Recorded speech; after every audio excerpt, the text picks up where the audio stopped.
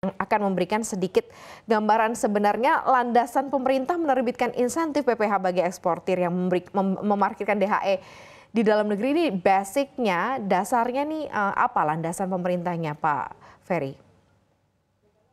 Terima kasih Mbak Maria, Pak Wendo, selamat sore. Selamat Jadi sore. betul Mbak, jadi per tanggal 20 kemarin memang pemerintah telah menerbitkan yang yaitu PP nomor 22 tahun 2024. Ini jadi landasan hukum pemerintah tadi untuk memberikan insentif PPh bagi eksportir yang memang menempatkan DHSDA-nya pada instrumen moneter dan atau keuangan tertentu di Indonesia.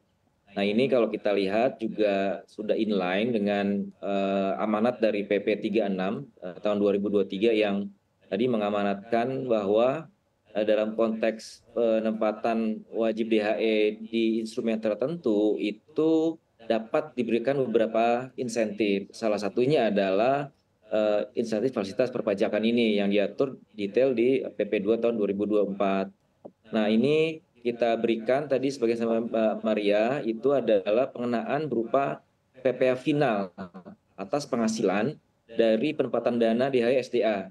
Nah ini kalau kita bandingkan dengan PP sebelumnya yaitu PP 123 tahun 2015 itu secara tarif ini lebih atraktif, kemudian instrumen yang dikenakan juga atau yang diberikan juga lebih luas gitu, tidak hanya deposito tapi juga instrumen moneter atau instrumen keuangan lain, sehingga tadi kata kuncinya tadi lebih atraktif dan gue lebih luas, tidak hanya deposito juga instrumen lain. Dan seperti disampaikan oleh Mbak Maria, misalnya tabungan dan giro itu kalau tarif existingnya itu 20% gitu ya, tarif normalnya. Nah ini dengan PP 22 tahun 2024 ini dimungkinkan kalau dia menempatkan dananya lebih dari 6 bulan ini bisa dikenakan tarif 0%. Kemudian juga kalau kemudian dari DHSDA-nya itu ditempatkan di rekening LPI atau rekening debiturnya LPI yang bertindak sebagai Reksus, ini kalau tarif normalnya itu adalah 22%. Ini yang non final. Tapi kalau kemudian ditempatkan di dalam skema ini di PP 22 tahun 2024 dengan tenor 6 bulan itu tarifnya jadi 2,5% untuk yang falas dan kemudian rupiahnya itu 0%. Kemudian tadi yang term deposit BI itu kalau normalnya itu 22% non final. Nah kalau ditempatkan antara 3 sampai dengan 6 bulan ini untuk falas ini 7,5%. Ini kemudian kalau di rupiah ini 2,5%. Nah hal ini mungkin yang kalau falas itu 10% untuk DHE untuk yang falasnya, kemudian 5% untuk yang dikonversi ke rupiah. Ini dari tarif normal tarif yang reguler sebenarnya 22% non final.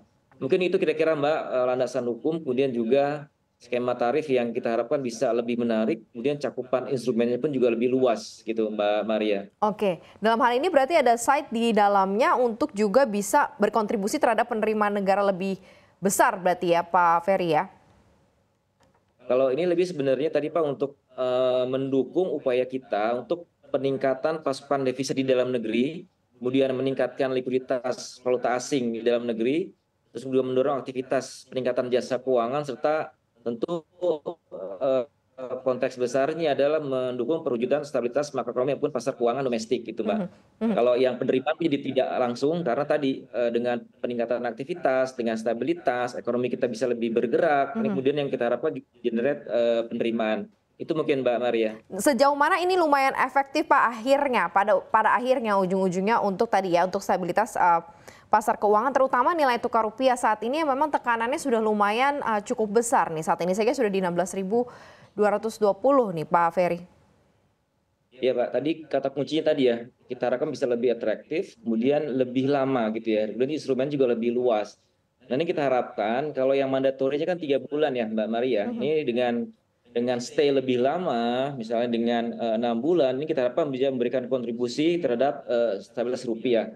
Ini kalau catatan kami ya Mbak, dengan sebelum adanya PP 22 tahun 2024 ini, kalau sejak berlakunya PP 36, terdapat aliran dana penempatan DHE yang stabil di kisaran 9,4 sampai dengan 12 miliar setiap bulannya. Ini periode catatan kami ini Agustus 2023 sampai dengan Maret 2024.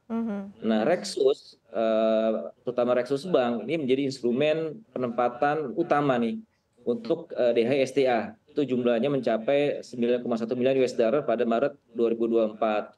Nah, ini kita harapkan dengan semakin banyaknya, tadi dengan insentif yang lebih menarik, kemudian kita dorong placement yang lebih lama, ini kita harapkan ini tentu akan menambah cadangan devisa kita gitu ya. Nah, ini dengan makin besar cadangan devisa kita, ini kita harapkan jadi buffer rupiah pada saat seperti Mbak Maria sampaikan tadi, pada saat dinamika dari globalnya ini masih relatif tinggi. Tentu ini bukan kebijakan yang berdiri sendiri, Mbak Maria, ini salah satu saja. Tentu ini melengkapi dari berbagai kebijakan yang dilakukan pemerintah tadi untuk menjaga pertumbuhan ekonomi, kemudian menjaga stabilitas harga atau inflasi, kemudian juga terjaganya surplus neraca perdagangan, kemudian berbagai upaya kita untuk meningkatkan daya saing dan investasi. Ini yang kemudian jadi satu paket dengan kebijakan DHI maupun kebijakan kita untuk pemberian insentif DHI merujuk ke PP 22 tahun 2024, Mbak Maria.